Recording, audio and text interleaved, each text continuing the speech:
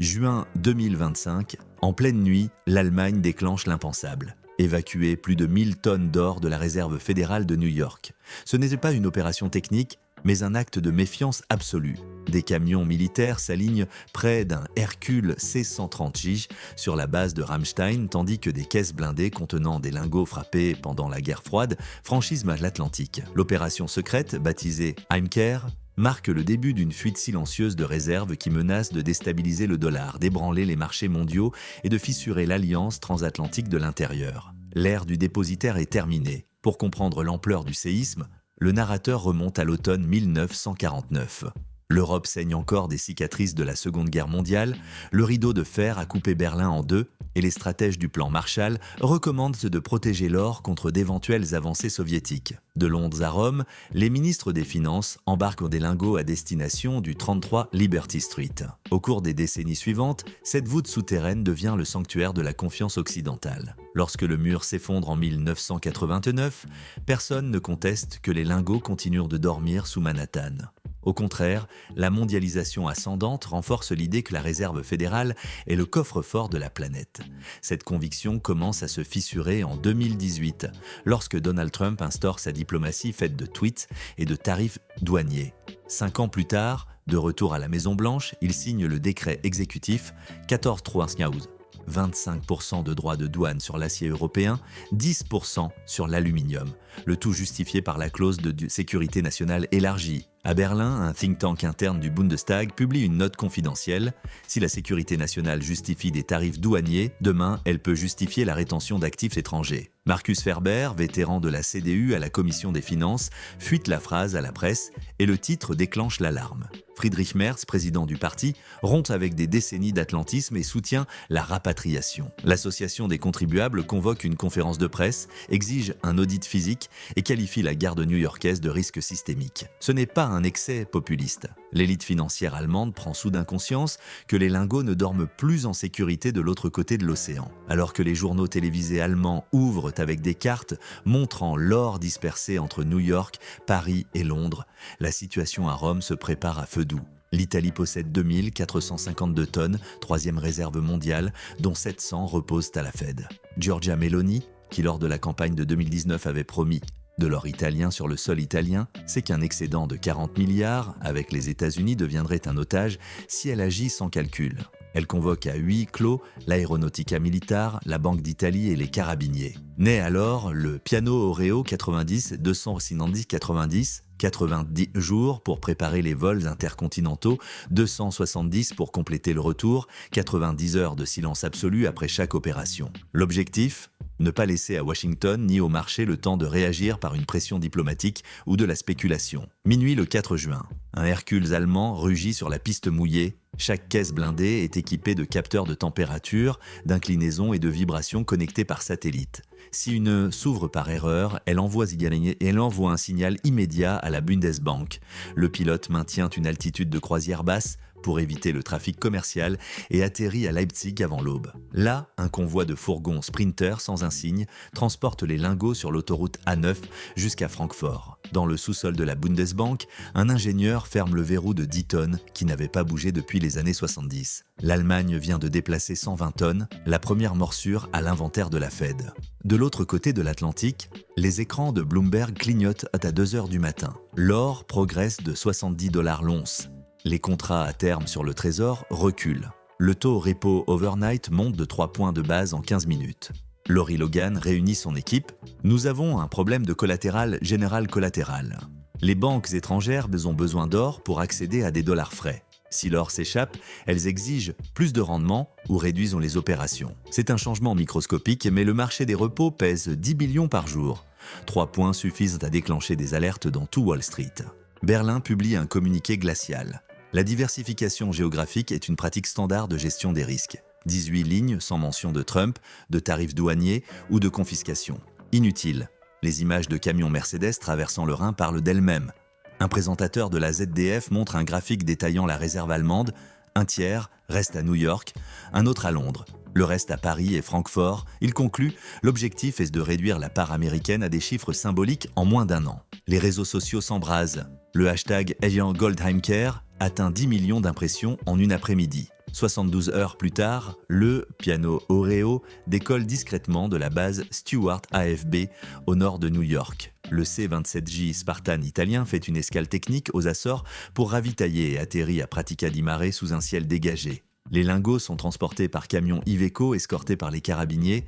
Pas de caméra, mais un employé de l'aéroport filtre une photo, le contour d'une caisse, le sceau Federal Reserve Bank of New York, le drapeau tricolore. Cela suffit pour que les marchés comprennent que le deuxième pilier fondateur de l'UE soutient la fuite. À Bruxelles, la Belgique ressort un rapport parlementaire de 2022. Ces 227 tonnes sont réparties entre Londres, Ottawa et New York, 2/3 hors du territoire national. La commission des finances les convoque le gouverneur de la Banque nationale et l'interroge sur les délais de rapatriement.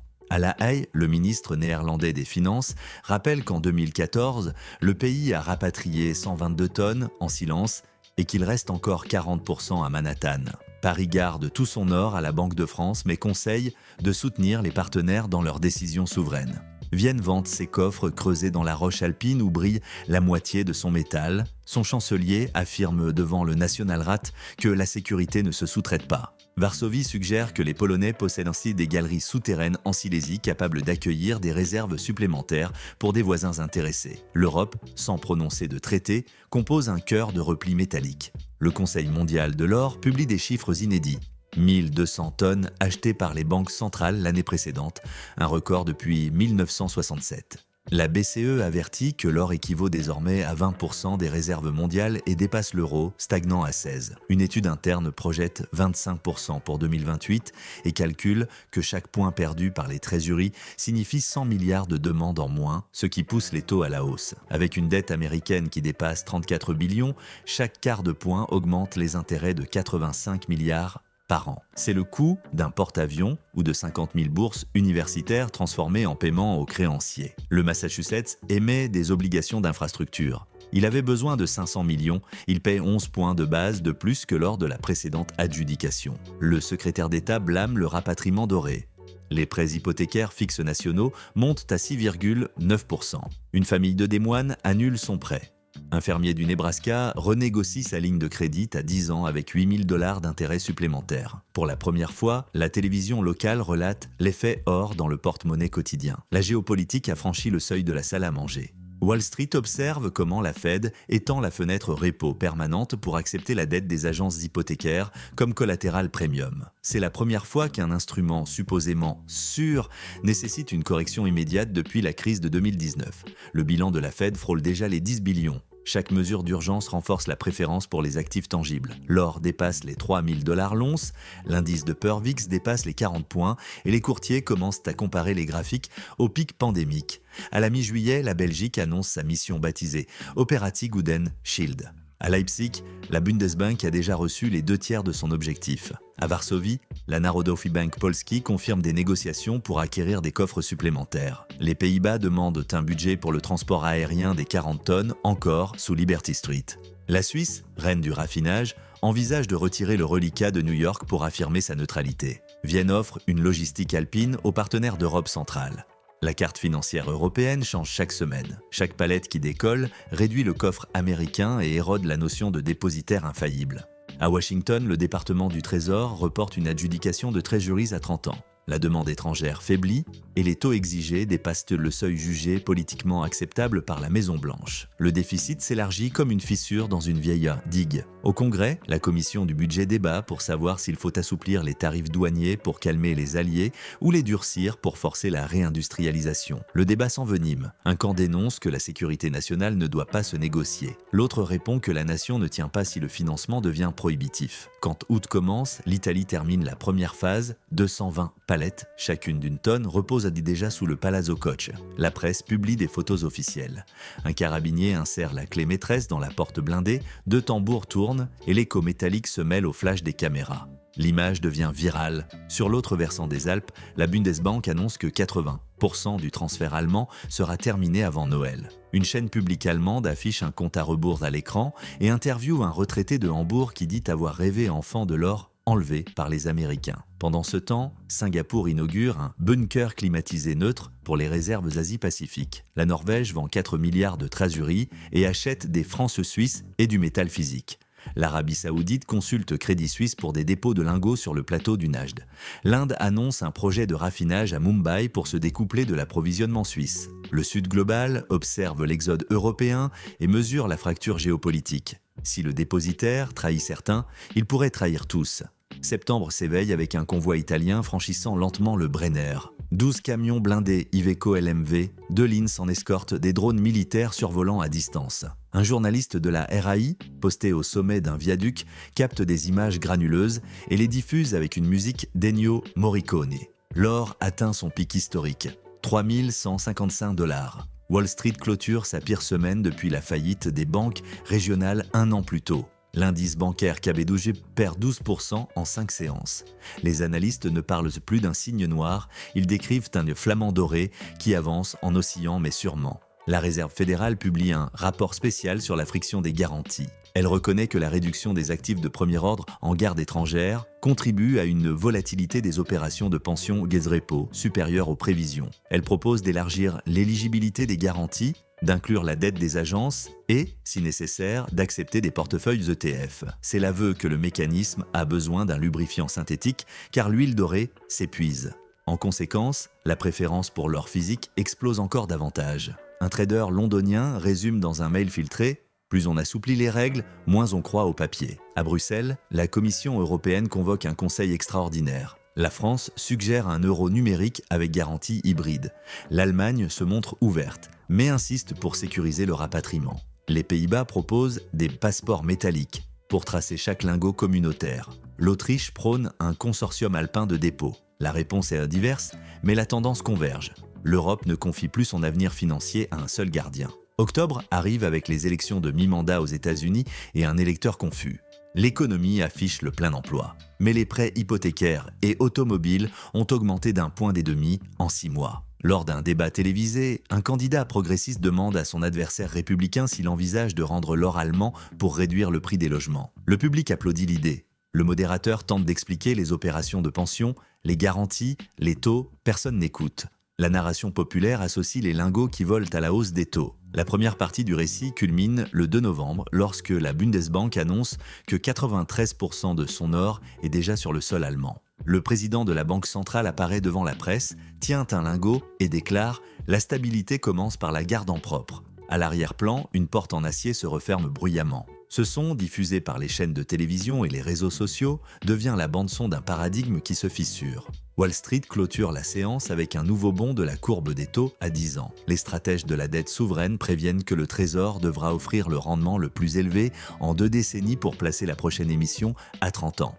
La mèche est allumée et le temps avance. Novembre se lève avec un vent glacial sur les pistes de l'aéroport de Pratica di Mare. 2 C-130J italiens attendent portes ouvertes, dissimulés parmi les transports de l'OTAN revenant d'exercices dans la Baltique. À bord, les palettes d'or sont camouflées sous des bâches unies. Aucune étiquette, aucun code visible. L'Aeronautica Militare éteint les feux de position et décolle vers l'ouest.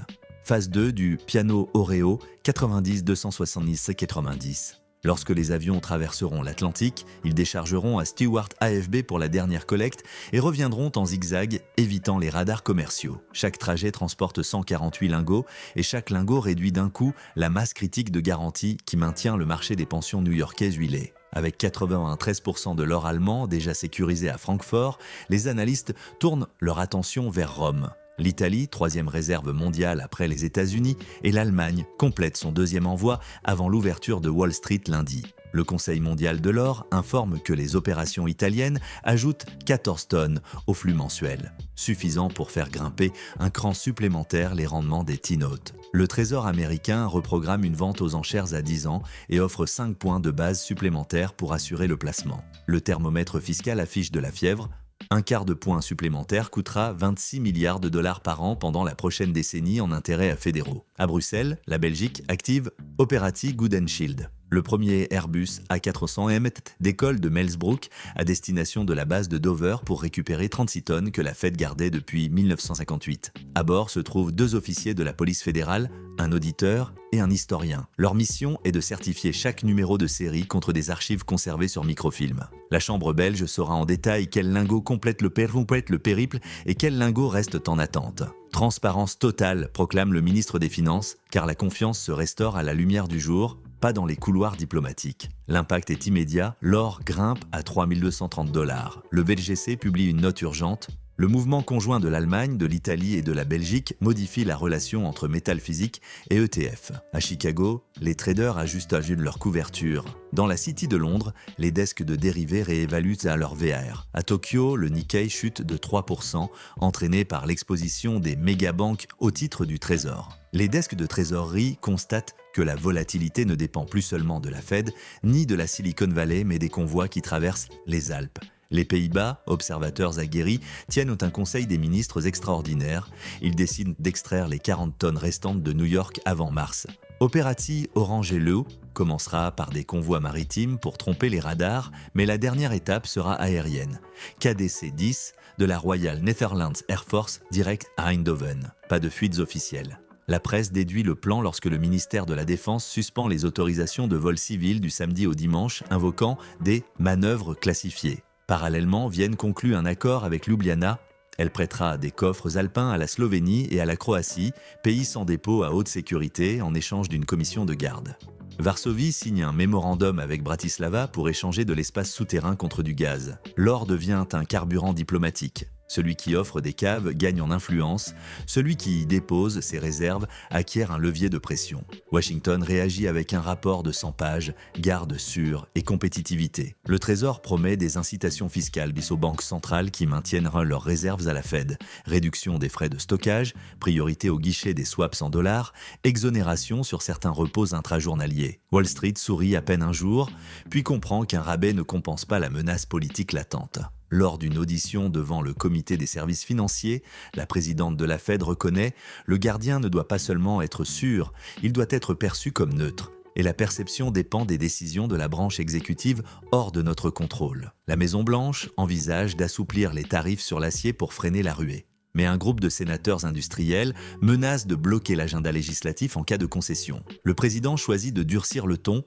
Les États-Unis resteront le coffre-fort du monde. Fox News lance un spécial patriotique avec des images de coffres et de marines. CNN invite un ancien gouverneur de la Fed qui met en garde contre la paradoxe. La confiance ne se décrète pas avec des drapeaux, elle se gagne par la stabilité juridique. Pendant ce temps, l'onde de choc se propage. À Oslo, le fonds souverain norvégien double sa position en or. À Riyad, le ministère des Finances échange 5% de ses avoirs en bons du Trésor contre des lingots gardés à Singapour. À Jakarta, Banque Indonésia signe, avec la Royal Canadian Mint, un protocole pour raffiner et rapatrier sa production domestique. Le Sud global imite la chorégraphie européenne à un rythme accéléré. Les BRICS ne ratent pas l'occasion. Lors du sommet de Johannesburg, le Brésil, la Russie, l'Inde, la Chine et l'Afrique du Sud annoncent un conseil de compensation des matières premières, qui utilisera une unité comptable adossée à l'or et au pétrole. Il ne prétendent pas remplacer le dollar, mais pour l'instant, mais offrent des lignes de crédit bilatérales libellées dans leur nouveau panier, Air Euro. L'Arabie Saoudite et l'Argentine participent en tant qu'invités. Le Nigeria et l'Égypte envoient des observateurs. Le département d'État américain émet une note de préoccupation stratégique. Wall Street calcule que si seulement 3% du chiffre d'affaires des BRICS migre vers ce panier, le Trésor perdra 20 milliards par an en demande structurelle. Sur les pistes d'Eindhoven, le deuxième vol de Operatie Orange Leu atterrit avec les dernières 18 tonnes néerlandaises. La reine Maxima reçoit un lingot symbolique devant 2 caméras et proclame « Il ne s'agit pas de protéger la richesse, mais de sécuriser la souveraineté ». Le slogan devient viral. À Buenos Aires, un économiste rappelle que la phrase est presque un copier-coller de Perón en 1951. Le taux repo américain monte de 10 points de base supplémentaires. Il cumule désormais 30 depuis le premier vol allemand. Les banques dépendantes des dollars overnight cherchent des mécanismes alternatifs. La Fed étend les lignes de swap avec la Banque du Japon et la BCE pour freiner les étranglements, mais ces deux institutions, chargées de leur propre or fraîchement reconquis, négocient des conditions plus strictes. The Wall Street Journal parle de « rationnement élégant de la liquidité ». À Boston, l'autorité du logement annonce que les prêts hypothécaires, à taux fixe, dépasseront 7% au trimestre suivant. Les agences immobilières proposent des locations avec option d'achat différé, un modèle qui semblait disparu depuis 2009. À Fresno, des producteurs d'amandes annulent une extension de verger. Le prêt agricole est passé de 4 à 6,8%. La géopolitique de l'or touche l'économie domestique. Chaque avion Hercule européen modifie la barre de céréales sur la table du petit déjeuner américain. Fin janvier 2026, les dernières caisses italiennes atterrissent lors d'un vol nocturne escorté par 2 Eurofighter. Le Palazzo Koch convoque une conférence de presse. Le gouverneur brandit un lingot, cite Cicéron, Fiducia Fundamentum Est, et ferme le coffre-fort à triple verrou. Le rapatriement italien est achevé. La Belgique, qui a avancé rapidement, annonce qu'il ne reste plus que 30 tonnes programmées pour Pâques. Les Pays-Bas célèbrent avoir rapatrié toutes leurs réserves étrangères. Le Luxembourg négocie avec la Suisse l'achat de coffres dans le canton du Riz. La courbe du trésor américain à 10 ans frôle les 6,3%. Ce n'est pas la panique, mais une érosion constante. La prime exigée par le marché pour financer un déficit structurel sans le filet d'épargne européen. Le Congrès approuve, contre la montre, un assouplissement des exigences de garantie. Les obligations municipales AAA seront acceptées en pension livrée de guichet primaire. JP Morgan prévoit que la mesure contiendra l'hémorragie, mais Goldman Sachs estime qu'elle transfère le risque aux États. Le Missouri, déjà sous pression à cause de routes effondrées, craint de payer 25 points de base de plus pour reconstruire un pont. Février 2026, Bruxelles approuve le mécanisme européen de garde stratégique, un réseau fédéré de coffres interconnectés équipés de capteurs de vibration, rayons gamma et blockchain de traçabilité. L'Allemagne apportera Francfort, l'Italie Rome et Turin, les Pays-Bas Eindhoven, la Belgique Anvers. L'Autriche se propose comme nœud alpin. De fait, un étalon or européen informel est créé. Chaque banque centrale pourra échanger liquidité contre or comme garantie interne sans passer par la Fed. Paris célèbre l'autonomie. Helsinki demande une étude pour une version nordique. Vu du ciel, l'Atlantique bouillonne moins de vols de lingots. La phase chaude est terminée. Mais l'onde initiée par l'Allemagne et l'Italie se propage sur le continent. La Corée du Sud, alliée de Washington, réduit sa détention de T-Note de 8% et achète de l'or australien. Les Philippines annoncent le transfert d'une partie de leurs réserves vers un coffre souterrain dans la cordillère centrale. L'Arabie Saoudite et les Émirats rivalisent pour construire la forteresse du Golfe, un dépôt capable d'accueillir 3000 tonnes avec IA, prédictive d'intégrité structurelle. La Maison-Blanche pivote en mode gestion de crise. Elle nomme un ambassadeur de la confiance financière pour des tournées en Europe et en Asie. Le nouvel envoyé promet qu'aucun Nord allié n'a été ni ne sera menacé. En privé, les diplomates européens rappellent le gel des actifs russes de 1991 et la confiscation des réserves afghanes et iraniennes. Le mot promesse sonne fort, mais l'écho métallique des coffres, récemment fermés, résonne davantage mi-mars. La Fed publie un second rapport sur la friction des garanties. Elle admet que les mesures d'élargissement ont fonctionné, mais avertit d'une élasticité décroissante. En termes simples, chaque nouvel assouplissement gagne moins de temps. Le marché l'intègre. L'or rebondit à 3180 $. Les ETF physiques épuisés émettent des IOU convertibles en contrats à terme. Les particuliers paient des primes records sur les pièces d'une once. À Johannesburg, les BRICS célèbrent le lancement du Conseil de liquidation. Une cargaison inaugurale de cuivre chili-indien est liquidée en euro. Le volume est faible mais le message clair, il est possible de commercer des ressources sans passer par le dollar. JP Morgan lance une alerte. Si le euro capte seulement 5% du chiffre d'affaires mondial des matières non premières, la demande de dollars liquides chutera de 200 milliards par an, suffisant pour faire monter la courbe de 25 points de base. Les think tanks liés au Pentagone parlent de disruption graduelle, pas de choc, mais les graphiques racontent leur propre histoire. À Hambourg, un retraité qui célébrait le retour de l'or accorde une interview. « Je voulais que notre métal dorme chez nous. Si maintenant le prêt hypothécaire de mon petit-fils américain augmente, peut-être comprendront-ils ce que signifie perdre le contrôle. » Ces paroles deviennent peau de virale. La souveraineté a un prix, la dépendance aussi. La phrase est imprimée sur des t-shirts à Berlin et curieusement à Des Moines comme slogan de campagne d'un député populiste promettant de réindustrialiser l'Iowa sans dépendre de la Fed. 75 jours plus tard, la dernière caisse belge descend à Melsbrook et complète le rapatriement. Les coffres européens détiennent désormais 98% des réserves propres. New York continue de garder de l'or étranger, mais sa part est passée de 45% à 22% en 9 mois. Plus important, le métal restant appartient à des pays qui étudient des alternatives. La scène finale revient au 33 Liberty Street. Un guide souterrain montre à des étudiants un coffre vaste et lumineux. Contrairement aux autres années, plusieurs compartiments sont vides. Des couloirs où scintillaient autrefois des blocs dorés sont maintenant couverts de bâches bleues. Le guide explique que les dépôts fluctuent, car les alliés ajustent leur position. La voie s'éteint, presque couverte par le bourdonnement du système de ventilation. Le narrateur saisit le symbolisme. Ce n'est pas l'explosion d'un système, mais son souffle lent. Chaque vide reflète une confiance qui a migré. La caméra s'élève au-dessus de Manhattan avec ses gratte-ciel brillants dans la nuit. Le dollar est toujours là, dominant la scène, mais son ombre est plus courte. La leçon s'écrit en silence. Aucun dépositaire, aussi puissant soit-il, ne retient l'or d'autrui quand la politique rend imprévisible la promesse de neutralité. Le métal devient un référendum sur l'hégémonie.